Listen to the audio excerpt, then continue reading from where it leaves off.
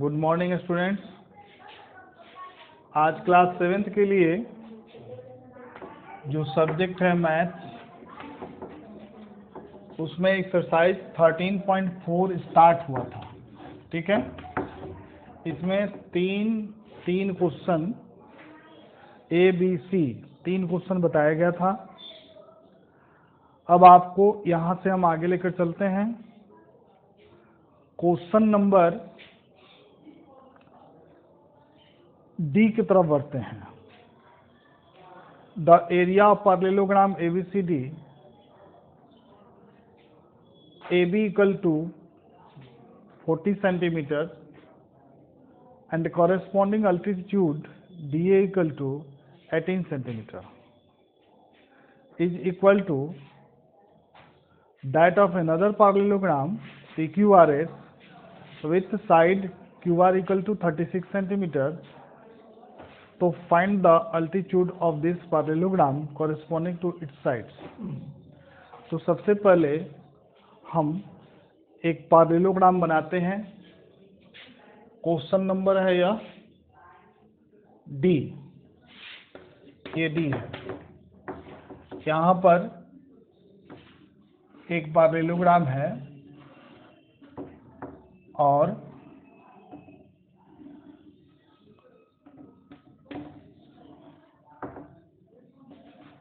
इसका नाम है ABCD, ABCD। इसमें AB 40 सेंटीमीटर, AB ये है 40 सेंटीमीटर और इसका जो अल्टीट्यूड है ना, DA ये दिया हुआ है कितना, 18 सेंटीमीटर। ठीक है, तो इसका एरिया हो जाएगा बेस इंटू हाइट। और यहाँ पर एक सेकंड फिगर है जिसका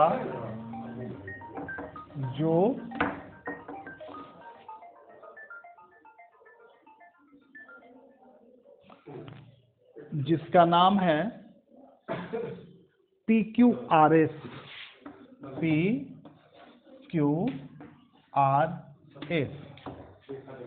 और इसमें PQRS में side QR equal to 36 centimetre, QR यहाँ पर 36 सेंटीमीटर और find the altitude of this parallelogram corresponding its sides QR। और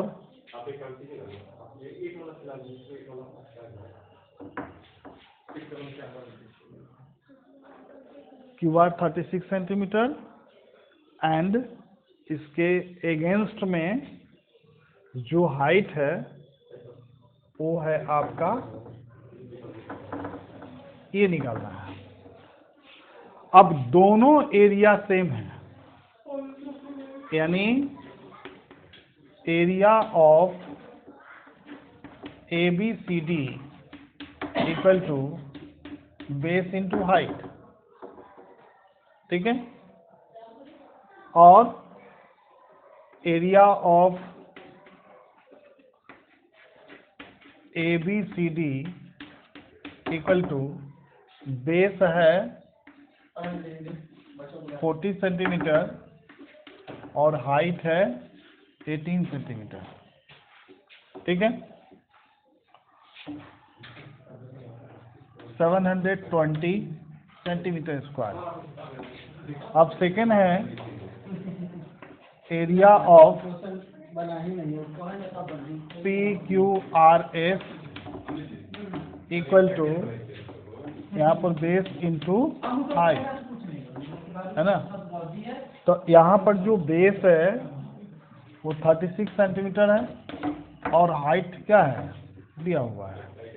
अब ये दोनों एरिया इक्वल है, तो ABCD का जो एरिया निकला वो है 720 centimetre equal to 36 centimetre into H, तो 720 centimetre square by 36 centimetre equal to H. अब 36 से ये 72 कट जाएगा, 2 टाइम्स यानी 20 सेंटीमीटर, तो एच कितना हो गया 20 सेंटीमीटर। तो ये आपका कंप्लीट आंसर हुआ।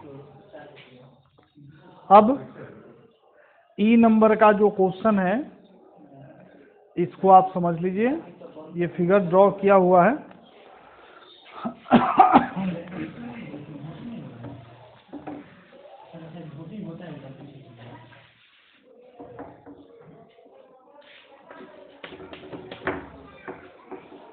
चौको कैसे होगा?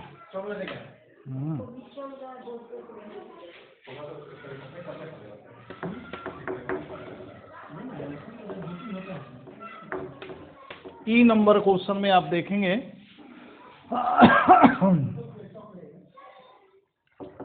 ये फिगर दिया हुआ है,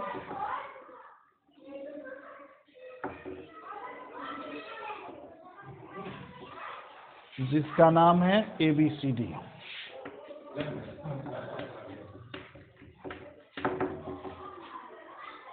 और ये उसका हाइट हुआ,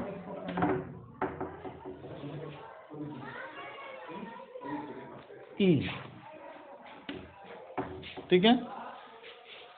अब इसमें क्वेश्चन नंबर ई में कि ABCD is a parallelogram, DE perpendicular AB, ठीक है।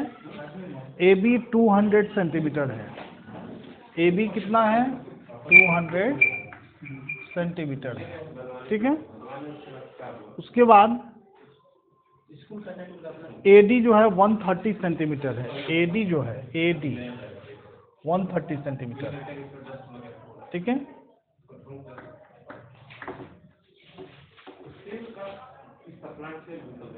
एरिया ऑफ पैरेललोग्राम है ना, AD 130 सेंटीमीटर है and area of parallelogram 2.4 centimetre square है।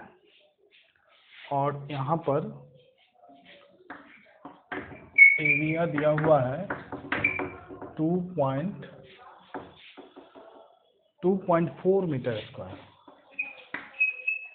ठीक है।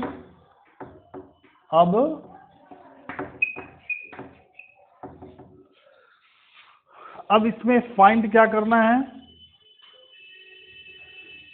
पहला टॉपिक है कि ABCD ये पैरेललोग्राम है, D परपेंडिकुलर AB है जिसमें AB 200 सेंटीमीटर दिया हुआ है और AD दिया है 130 centimetre and area of parallelogram दिया है 2.4 मीटर। तो निकालना क्या, फाइंड करना है AE ये निकालना है और दूसरा निकालना है EB ये निकालना है। तो सबसे पहले यहाँ हम देखते हैं कि अगर एरिया आपका दिया हुआ है 200 सेंटीमीटर तो इसका अल्टीट्यूड निकल जाएगा, क्योंकि एरिया बाई बेस होता है, क्योंकि एरिया ऑफ पैरेललोग्राम होता है बेस इंटू हाइट। यहाँ पर देखेंगे area of parallelogram equal to होता है बेस इंटू हाइट। तो एरिया ऑफ पैरेललोग्राम दिया है 2.4 मीटर स्क्वायर और बेस के स्थान पर 200 सेंटीमीटर है, इंटू हाइट हमको निकालना है, यह आपका हाइट है। तो यहाँ पर 200 सेंटीमीटर है, अब 2.4 मीटर स्क्वायर है। तो इसको हम थोड़ा सा चेंज कर देते हैं, 2.4 है तो 2.4 है मीटर स्क्वायर है, ठीक है। इसको मीटर स्क्वायर रहने देते हैं और ये हो जाता है 2 मीटर इंटू हाइट। अब 2 से इधर डिवाइड कर देंगे तो हाइट निकल जाएगा, 2 metre square by 2 metre equal to h। अब इस 2 से ये कट जाएगा 1.2 मीटर स्क्वायर, यानी इस मीटर से ये स्क्वायर कट जाएगा, तो h का जो वैल्यू हुआ वो 1.2 मीटर हुआ। अब यहाँ पर h का जो वैल्यू हुआ 1.2 मीटर हुआ। क्लियर? अब देखिए, अब इसमें क्वेश्चन क्या है कि फर्स्ट क्वेश्चन है AE हमको बताना है। तो ये जो फिगर है DAE, it is a right angle triangle है, यानी यहाँ पर 90 डिग्री बन रहा है। इसका मतलब क्या हुआ कि राइट एंगल ट्रायंगल है, और राइट एंगल ट्रायंगल में हाइपोटेनस दिया हुआ है, परपेंडिकुलर दिया हुआ है, तो क्या निकालना है? बेस निकालना है। AE क्या हुआ? बेस है। तो इस फिगर में देखेंगे, in triangle DAE is a right angle triangle. अब जब राइट एंगल ट्रायंगल है तो यहाँ पर AE जो है उसका बेस है, और बेस निकालने के लिए मेरे पास क्या होना चाहिए? हाइपोटेनस का होना जरूरी है। तो हाइपोटेनस क्या है? AD है। तो AD का स्क्वायर माइनस DE का स्क्वायर, इसको हम सॉल्व करते हैं। तो यहाँ पर 130, तो 130 क्या है? सेंटीमीटर है। ठीक है, तो यहाँ पर सेंटीमीटर लिख देते हैं और इसका स्क्वायर कर देते हैं, माइनस दूसरा क्या है?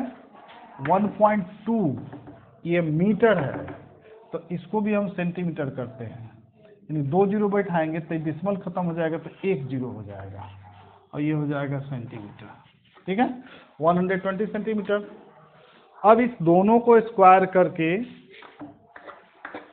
और लेस कर देते हैं, तो यहाँ पर हो जाएगा 130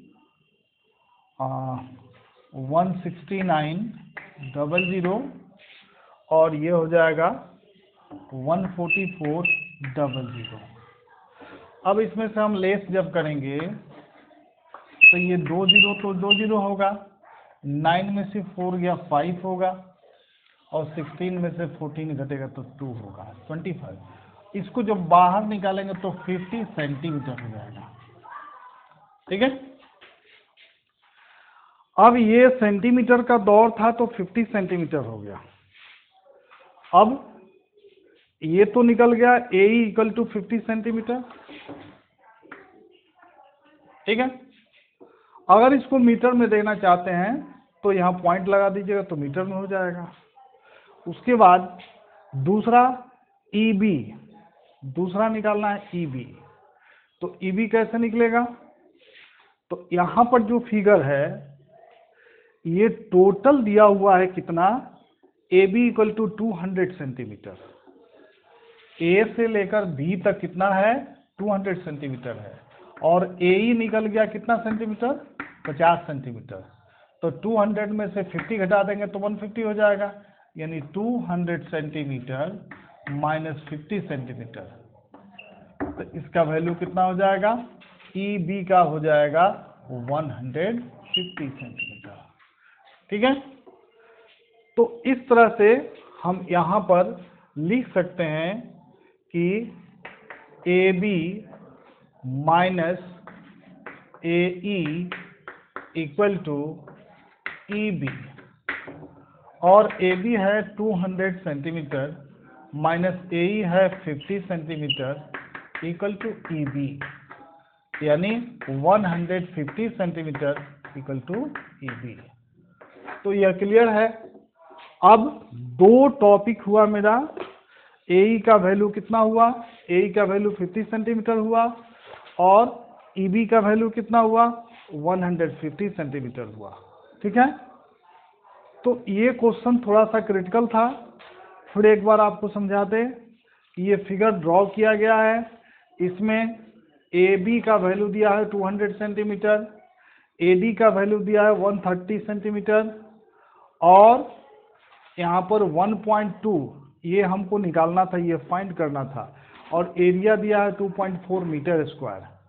ठीक है, तो इसमें यूनिट का जो मेजरमेंट है, यूनिट का जो रिटर्न है वह मीटर है और सेंटीमीटर है। इस चीज़ को ध्यान में रखना होगा और फार्मूला के अनुसार इसको बनाना होगा। क्लियर?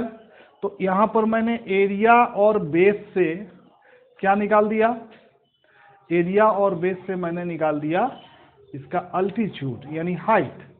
जब हाइट निकल गया तब यह एक ट्रायंगल बना जो राइट ट्रायंगल हुआ, और राइट ट्रायंगल में हाइपोटेनस एडी का वैल्यू 130 सेंटीमीटर दिया हुआ है और परपेंडिकुलर 1.2 मीटर दिया हुआ है, तो इसको भी सेंटीमीटर में चेंज किए और यहाँ बेस निकाल दिए।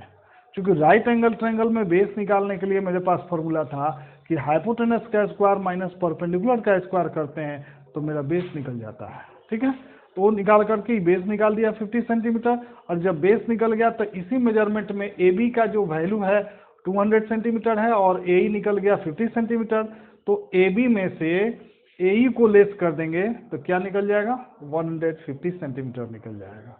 ठीक है, तो ये हुआ आपका जो क्रिटिकल क्वेश्चन था वो कंप्लीट। अब आइए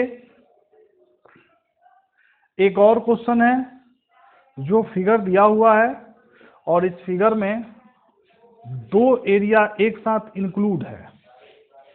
इसी टाइप का फिगर है लेकिन थोड़ा सा इससे डिफरेंस है।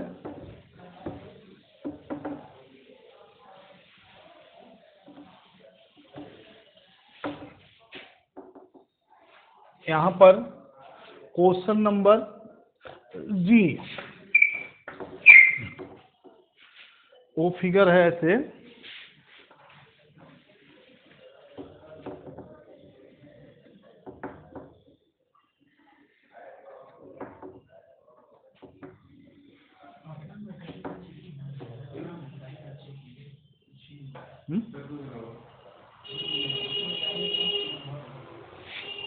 काहे करे रख दी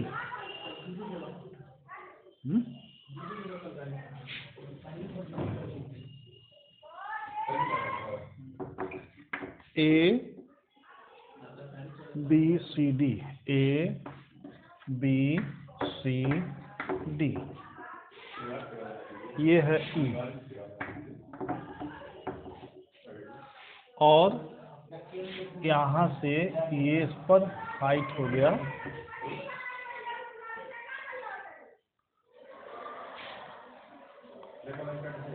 है ना।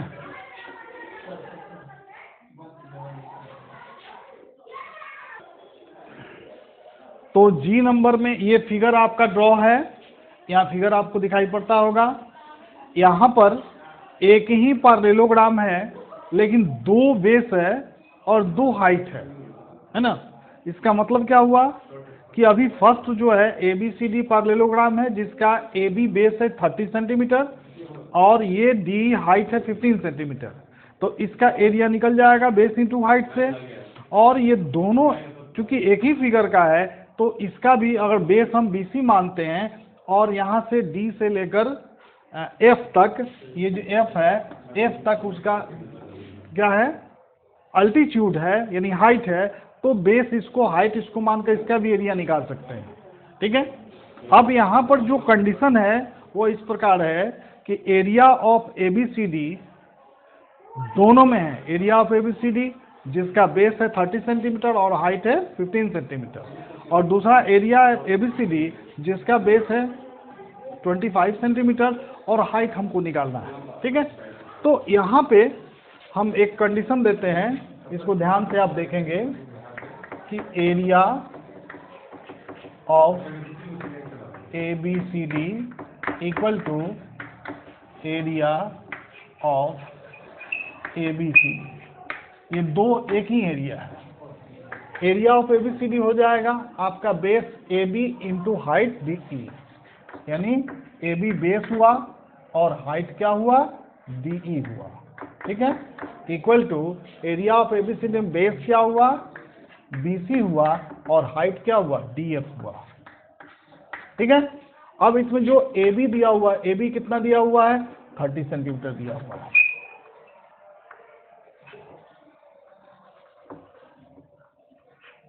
थर्टी सेंटीमीटर इंटू डी कितना दिया हुआ है 15 सेंटीमीटर और BC यहाँ देखिएगा ऊपर दिखाई नहीं पड़ रहा है,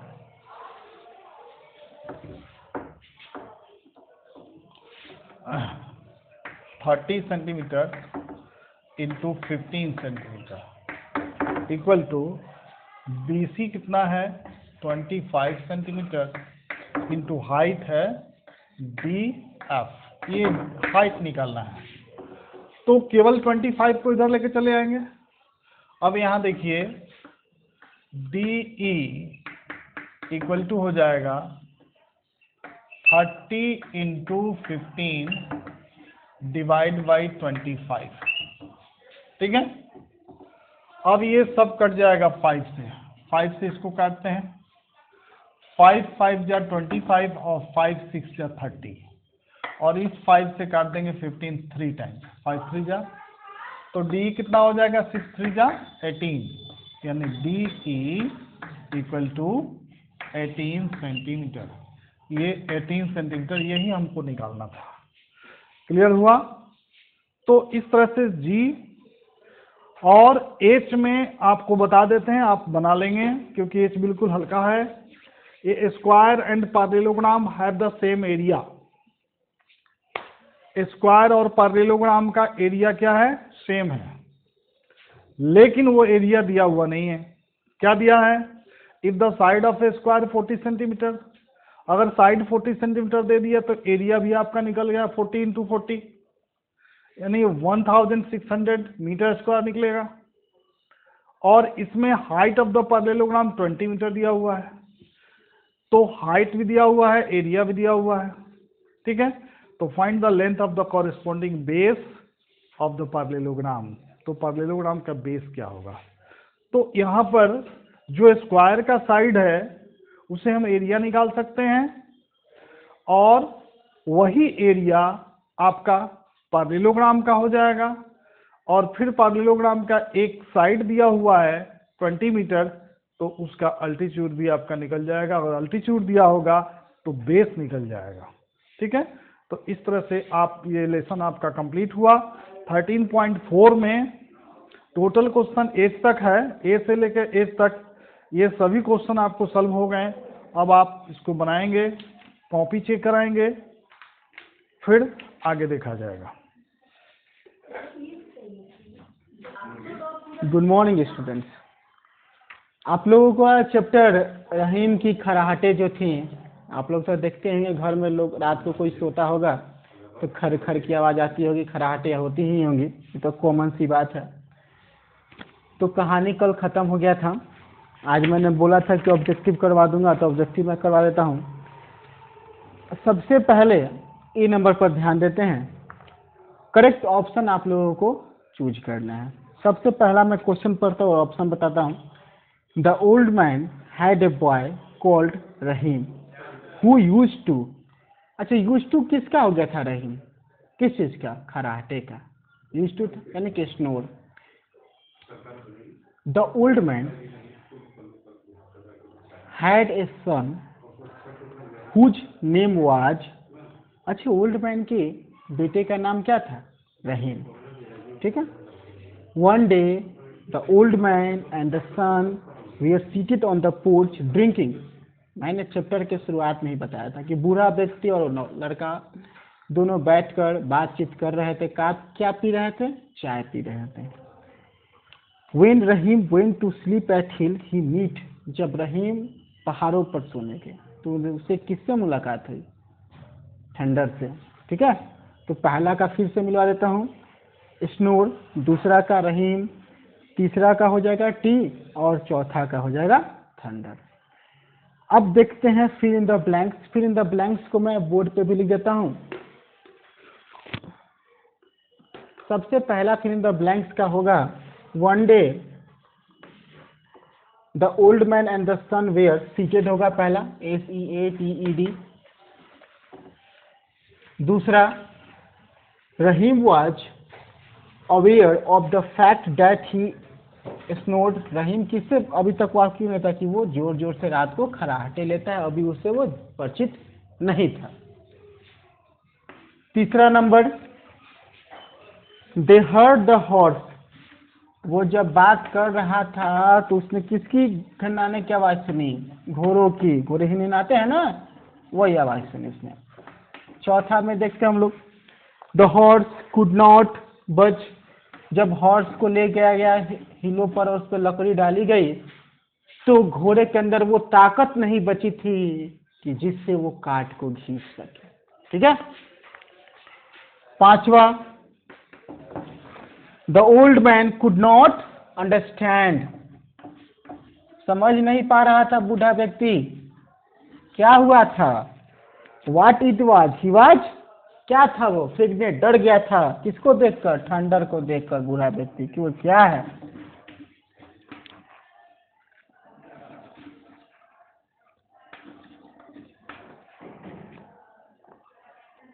ठीक है, ये तो था फिल इन द ब्लैंक्स। अब देखते हैं कंप्लीट द फॉलोइंग सेंटेंस दिया गया है। सेंटेंस के कुछ पार्ट दिए गए हैं और कुछ पार्ट नहीं दिए गए हैं, तो उसको बुक में से ढूंढना है। मैंने ढूंढ लिया, मैं बता देता हूँ आप लोगों को, आप लोग अपने बुक में फिल कर लीजिएगा। The worst part of it was that, उसके बाद का क्या होगा? The elder the boy grew the louder he snored, जैसे जैसे रहीम बड़ा हो रहा था वैसे वैसे उसकी खराटे की आवाज भी बढ़ती जा रही थी। दूसरा, some days later the old man went up, यहां तक तो बुक में दिया है, उसके बाद का क्या होगा?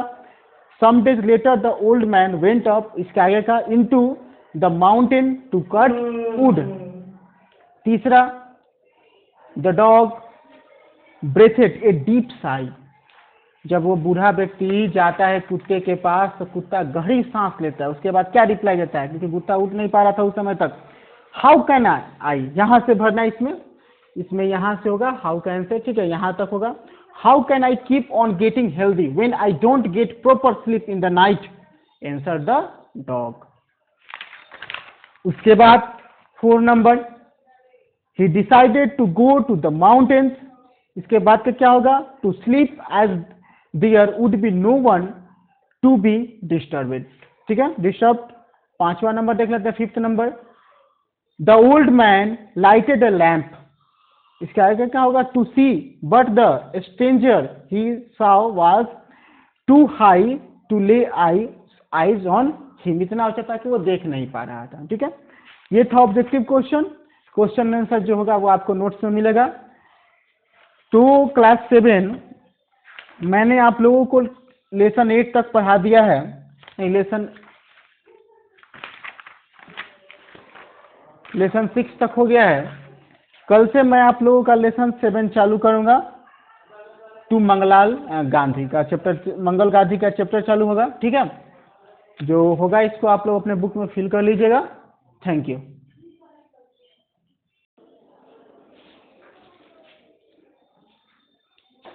7th क्लास के बच्चे ध्यान देंगे। आपका हिंदी में आज है 11 पाठ में MS सुबा लक्ष्मी एक ऐसी औरत है जिन्होंने संगीत के क्षेत्र में इन्होंने काफ़ी नाम किए हैं और इन्हें बहुत सारे पुरस्कार भी दिए गए हैं। तो एक महान गायिका है भारत की, जिसके बारे में, इनके जीवन के बारे में हम लोग पढ़ेंगे, कैसे इन्होंने आगे बढ़ा और क्या क्या इन्होंने संगीत के क्षेत्र में किया। भारत में अनेक सुप्रसिद्ध संगीत हुए हैं, किंतु संगीत के क्षेत्र में MS सुबा लक्ष्मी का विशिष्ट स्थान है। सुबा लक्ष्मी जब तानेपुरे के तारों पर उंगली रखकर गायन प्रारंभ करती है तो धीरे धीरे स्वयं को पूर्णतः भूल जाती है और गायन के पद स्वतः ही मुखरित होने लगते हैं। इसमें कह रहा है कि जब वो अपना तानपुरा जब अपने हाथ में लेती है, जब वो मग्न हो जाती है गाने में, तो वो पता नहीं कि वो कहाँ से उनके मुख में तरह तरह के गाने आते जाते हैं और वो गाते जाती है। श्रोता अपने सब दुख भूलकर संगीत रस में ऐसे डूबते हैं कि उन्हें लगता है कि प्रभु उनके सब कष्ट दूर करेंगे और उनकी सब कामनाएं पूर्ण हो जाएंगी। जब वो गाना शुरू करती है, संगीत शुरू होता है, इतना वो गाती है मन से कि जो सुनने वाले होते हैं वो उसके संगीत में संगीतमय हो जाते हैं, उसके रस में डूब जाते हैं और वो लोग सोचते हैं कि सब प्रभु जो है सब हमारे कष्ट को दूर कर देंगे। उनके गाने में, उनके संगीत में ऐसा रस है कि सुनने वाले पूरे आनंदित हो जाते हैं। उनका गायन सुनकर उदयपुर नरेश ने कहा था, उदयपुर के एक जगह है जहाँ के राजा थे, उन्होंने कहा कि अगर पुराना जमाना होता तो मैं उन पर अपना राज निछावर कर देता। वो कहते हैं कि अगर पुराना जमाना पहले का जमाना होता जिसमें राजा लोग अपना राज दान कर दिया करते थे कोई ऐसा चीज़ देखने के बाद, तो उसी तरह मैं भी एक निछावर कर देता, राज अपना दे देता। पंडित नेहरू कह उठे थे कि इस संगीत सम्राज्ञी के आगे में भला क्या हूँ, एक अदना सा प्रधानमंत्री ही ना। प्रधानमंत्री जब थे पंडित जवाहरलाल नेहरू, तो उनके संगीत को सुनकर वो बोले कि ये तो हमसे भी महान है, इनके सामने मैं कुछ भी नहीं हूँ। भारत कोकिला सरोजिनी नायडू ने भारत कोकिला की अपनी उपाधि उन्हें संघर्ष भेंट कर दी। जब भारत जो सरोजिनी नायडू थी, जिसको हम लोग भारत की कोकिला कहते हैं, जब उन्होंने इनका संगीत सुना तो अपना भारत कोकिला की जो उपाधि थी उन्हें दे दी। बोले कि ये हमसे भी सुपीरियर है, ये हमसे भी अच्छा गाती है, इसी के लिए भारत कोकिला की उपाधि इन्हें दिया जाए। इस संगीत समागम का जन्म 16 सितंबर 1916 को मदुरै के एक के संगीत देश देववासी परिवार में हुआ था। उनकी माँ अपने समय की प्रसिद्ध बीना वादिका थी। सुबा लक्ष्मी ने प्रारंभिक गायन की शिक्षा अपनी माँ से ही प्राप्त की थी। इसकी माता जी जो थी सुबा लक्ष्मी की, वो भी एक बीना वादकी थी और शुरू में जब बचपन से उन्होंने गाना शुरू किया तो वो अपनी माँ से ही शिक्षा ली। बाद में उन्होंने गुरु श्री निवास अय्यर, पपना सम शिवम और टी बिंद्रा और गुरुओं से संगीत की शिक्षा ग्रहण की। इसके गायन का पहला रिकॉर्ड मात्र 10 वर्ष की उम्र में निकला था। जब ये 10 वर्ष की थी सुबा लक्ष्मी, तो इसका गायन जो था रिकॉर्डिंग किया गया और उसको सबके सामने रखा गया। सभी ने सुना, सभी ने सराहा। ये बहुत ही गाना जो है, ये संगीत जो है बहुत ही आनंद करने वाला है। 17 वर्ष की आयु में इन्होंने चेन्नई संगीत अकादमी में एक श्रेष्ठ गायिका के रूप में अपना नाम दर्ज करा लिया था। जब ये 17 वर्ष की थी तो चेन्नई संगीत अकादमी में ये सबसे ऊपर गायिका का नाम इनका दर्ज हो गया था, सुपीरियर, सबसे ऊपर। उस समय दक्षिण भारत में महिला कलाकार नजर नहीं आती थी। ऐसे परिस्थितियों में सुबा लक्ष्मी का नाम जल्द ही कर्नाटक संगीत प्रेमियों की जुबान पर चढ़ गया। और उसमें जो थी, जिस वक्त ये संगीत गायिका थी, तो संगीत गीत, तो उस समय बहुत से औरत लोग जो इसमें इंटरेस्ट नहीं रखती थी, रुचि नहीं थी उनकी, लेकिन उस परिस्थिति में उन्होंने कर्नाटका में संगीत प्रेमियों का जुबान पर चढ़ गई। लोग इतना अच्छा ये गाने लगी कि लोगों को उन्होंने बहुत ध्यान से सुनने लगा और इनको सराहाया और लोगों को उनके गाना से लगाव हो गया, संगीत से लगाव हो गया। प्रारंभ से ही संगीत के संबंध में सुबा लक्ष्मी जी यह भावना रही कि उनके संगीत को सुनकर मुरझाए हुए चेहरे पर परमानंद की झलक दिखाई दी। उनका सुरीला कंठ, स्पष्ट प्रस्तुतिकरण, प्रभावशाली सौम्य व्यक्तित्व श्रोताओं पर जादू का सा असर डालता था। जब वो गाती थी अपनी सुरीली कंठ से, उनकी आवाज़ जो थी मीठी थी, जब गाती थी तो लोगों पर, सुनने वाले पर, श्रोताओं पर जादू की छड़ी की तरह असर करता था। जब वे गांधी जी का प्रिय भजन वैष्णव जन तो तैने कही कहिए गाती थी तो श्रोता भाव विमोर हो जाते थे। गांधी जी के एक भजन था, वैष्णव जन तो तैने कहिए, जब वो गाती थी तो लोग सुनकर मग्नमुग्ध हो जाते थे और लोग खो जाते थे उनके संगीत में। सुभाष लक्ष्मी जी ने दक्षिण भारतीय संगीत में दक्षता प्राप्त करने के साथ साथ उत्तर भारतीय संगीत में भी निपुणता प्राप्त की थी। ये तो दक्षिण भारत में थी और उसके बाद इन्होंने भारतीय संगीत में भी, उत्तर भारतीय में भी, उत्तर भारत में भी इनका नाम हुआ, लोग जाने। उत्तर और दक्षिण भारतीय संगीत में स्वर लगाने का अंदाज सर्वदा भिन्न है। सुभाष लक्ष्मी जी दोनों संगीत शैलियों में दक्षता की एकमात्र और अनुपम मिसाल थी। सच तो यह है कि उस समय जब संचार माध्यमों की इतनी सुविधा नहीं थी, सुभाष लक्ष्मी जी ने उत्तर और दक्षिण के बीच संगीत सेतु का काम किया। ये उस वक्त इनका संगीत था जब संगीत इतना एडवांस नहीं था, लोग इतना इसको नहीं, इसके बारे में जानते थे, लोग इंटरेस्ट नहीं लेते थे। तब उस वक्त इन्होंने अपना एक संगीत को, एक सेतु का काम किया, संगीत को आगे बढ़ाया, जो आज हर आदमी उसको सुनने के लिए तत्पर रहता है। 24 वर्ष की आयु में उनका विवाह खादी भंडार में काम करने वाले गांधीवादी पत्रकार तथा स्वतंत्रता सेनानी टी सदाशिव से हुआ। सुभाष लक्ष्मी का मार्गदर्शन करने तथा उन्हें विश्व का सर्वोत्तम गायिका बनाने में उनके पति का विशेष योगदान रहा। जब शादी उनकी हो गई, वो स्वतंत्रता सेनानी थे सदाशिव से, तो उन्होंने इसको और प्रेरित किया, उनको और आगे बढ़ाया।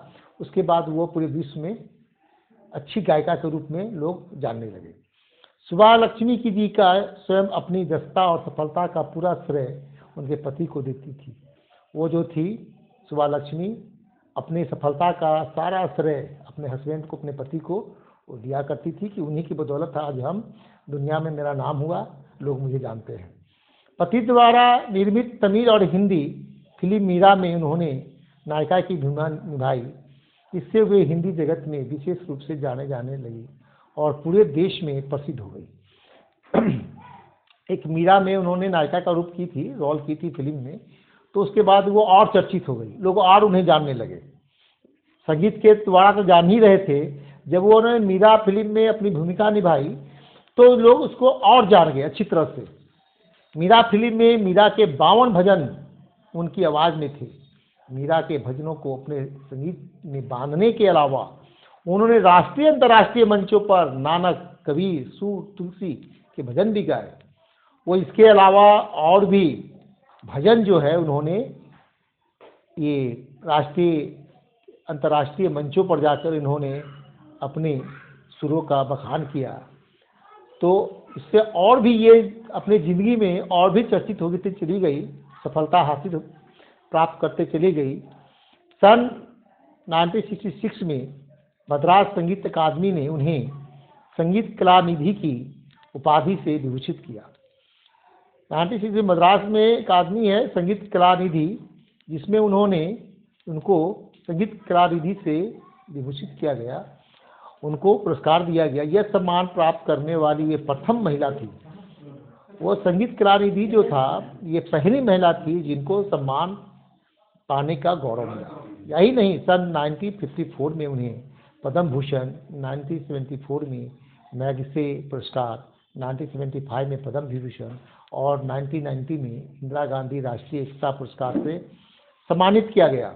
सुभाष लक्ष्मी जी केवल एक संगीत विभूति ही नहीं थी, वह सामाजिक क्रियाकलापों के प्रति भी पूरी तरह जागरूक थी। स्वर लय सम्मान के साथ मिले 1 लाख रुपये उन्होंने एक ट्रस्ट को दे दिया। जब उसको सम्मान के रूप में, स्वर लय के सम्मान के रूप में 1 लाख रुपये जब मिला तो उन्होंने ट्रस्ट को दान दे दिया। वो एक सामाजिक कार्यकर्ता के रूप में भी थी, जो 1 लाख रुपया ट्रस्ट को दान देने का बहुत बड़ा काम किया उन्होंने। केवल भारत ही नहीं, अनेक बार अंतर्राष्ट्रीय मंचों पर भी उन्होंने श्रोताओं को अपने मधुर गायन से मंत्रमुग्ध किया। उन्होंने जब संयुक्त राष्ट्र असेंबली में अपना गायन प्रस्तुत किया तो प्रसिद्ध समाचार पत्र न्यूयॉर्क टाइम्स ने लिखा था कि वे अपने संगीत द्वारा पश्चिम के श्रोताओं से जो संपर्क स्थापित करती हैं, उसके लिए यह आवश्यक नहीं कि श्रोता उनके शब्दों को समझे। उनके कंठ से निकला हुआ मधुर स्वर ही श्रोताओं के लिए सबसे सरल महत्वपूर्ण माध्यम है। लोग का कहना था कि वो जो गाना गाती है, संगीत गाती है जो, तो जो श्रोता को कंठ से जो सुरीली आवाज़ निकलती है वो सबसे बड़ा चीज़ था उनका। उनके गाना में मधुर था, पूरा मीठी आवाज़ थी जिससे लोग सुनने के बाद मग्नमुग्ध हो जाया करते थे। माधुर्य और अध्यात्म की प्रतीक बन चुकी सुबा लक्ष्मी जी को 14 जनवरी 1998 को भारत के सर्वोच्च नागरिक सम्मान भारत रत्न से सम्मानित किया गया। हमारे देश का सबसे ऊंचा जो पुरस्कार है भारत रत्न, उससे भी इनको सम्मानित किया गया है। 7 दशकों से भी अधिक संगीत प्रेमियों को अपने यशस्वी सुरों से मन मुग्ध करने वाली इस संगीत सामग्री का 11 दिसंबर 2004 को 88 वर्ष की आयु में स्वर्गवास हो गया। तो ये थी सुबा लक्ष्मी का जीवन चरित्र। इनको बताया गया है, इन्होंने संगीत से दुनिया में जादू कर दिया। लोगों को संगीत के बारे में जानकारी मिली और संगीत के बारे में लोग जाने कि संगीत क्या है। धन्यवाद। Good morning friends. तो ये क्लास 7 में हम बात कर रहे थे फिजिकल चेंज की, और फिजिकल चेंज तो ख़त्म हो गया था। तो हम बात करेंगे केमिकल चेंज की। तो क्या है, बुक्स की लाइन देखें।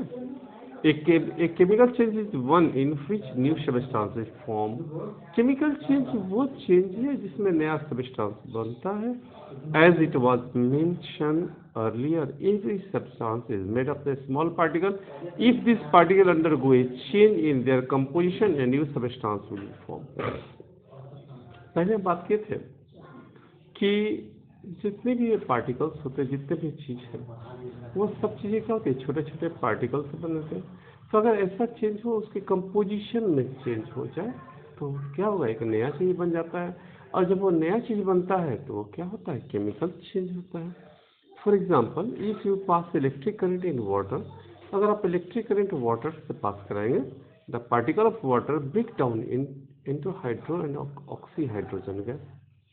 तो वाटर को इसमें इलेक्ट्रोलाइसिस करेंगे, इसको वर्ड इलेक्ट्रोलाइसिस कहते हैं।